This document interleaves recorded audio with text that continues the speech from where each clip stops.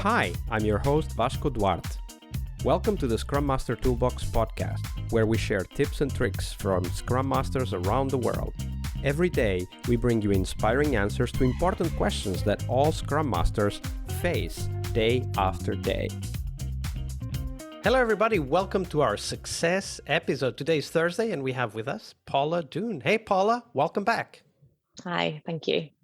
So Paula, Thursdays are success days here on the podcast, but before we dive into that, do share with us, what's your favorite retrospective format and why? My favorite retrospective format is to try and start the team off by drawing their sprint. And then when it comes to the what went well and what didn't go so well, again, drawing the representations of those. So I try and keep my retrospectives as simple as possible, because I think sometimes good ideas and reflections can get lost in an overly complex retrospective format.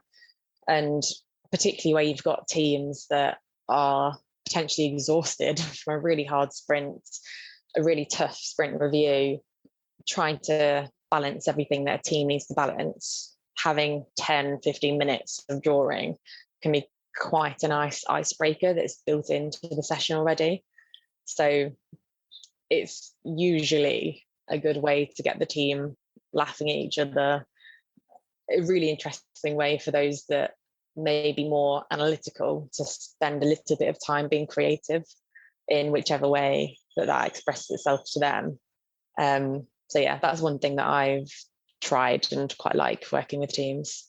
Absolutely. I really like that focus on first build it into the session so that it's not just another thing that we need to do, but like using an icebreaker as a way to get into it, right? Like getting their minds off of that potentially hard sprint and potentially hard review, and then focusing on the analytical minds bringing up their creative thoughts. Because one of the things that I have found in my experience is that creative activities are actually synthetic. They synthesize a lot of things together. And drawing can be an excellent way for people who are naturally analytical to actually, get out of the noise of all of those things they have in mind and kind of put it into a concrete message that they want to share with the team. Yeah. And oftentimes it can stay in your memory better if you've got a visual as opposed to written words. And it can be quite helpful, particularly where if you were in a room and everyone was writing down their own post-it notes without sharing them beforehand so that everyone has a chance to reflect before they've seen everyone else's. When you've got drawings or pictures, it can be quite interesting for the team to say, oh, I don't know what that is. What is it that you're trying to say there? And then someone either giving their interpretation or explaining. And likewise, they might see a drawing and say, yes, that's definitely something that I would have said, but I didn't quite remember, but which can be easier to build on than if you were to see the words written.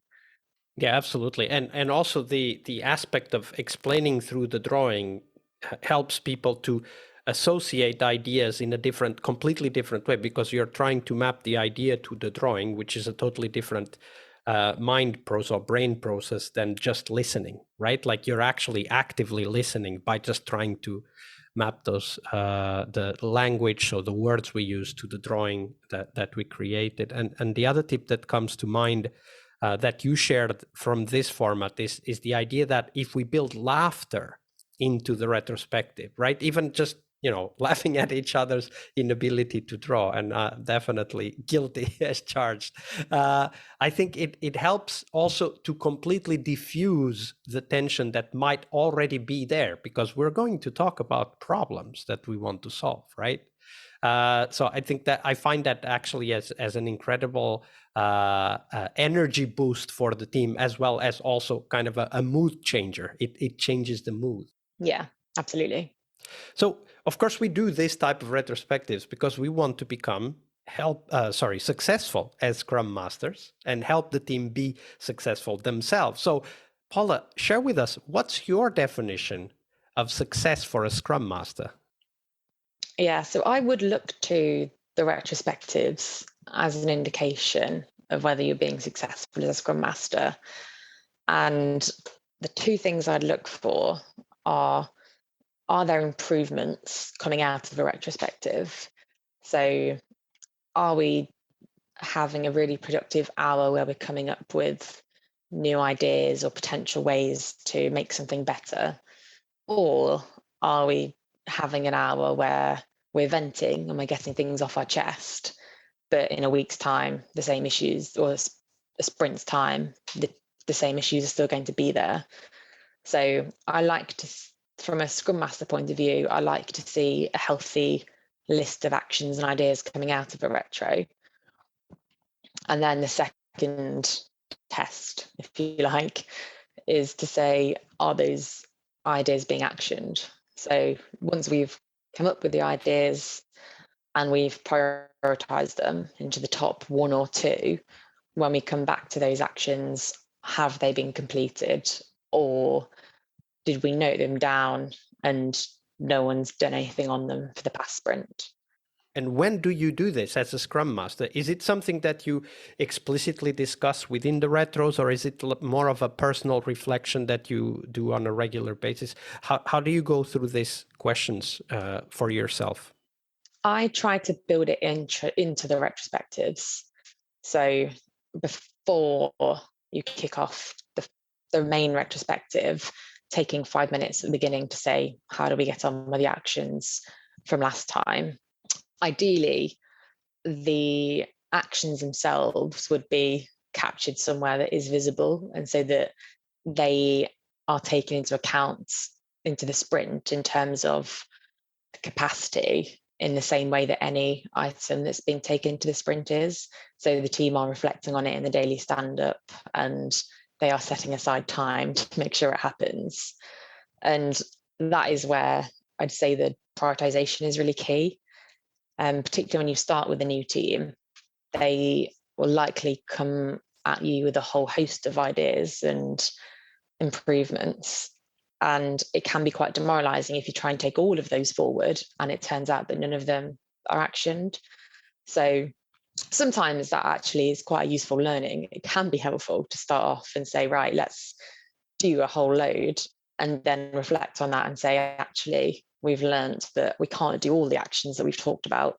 So let's prioritize the key one or two.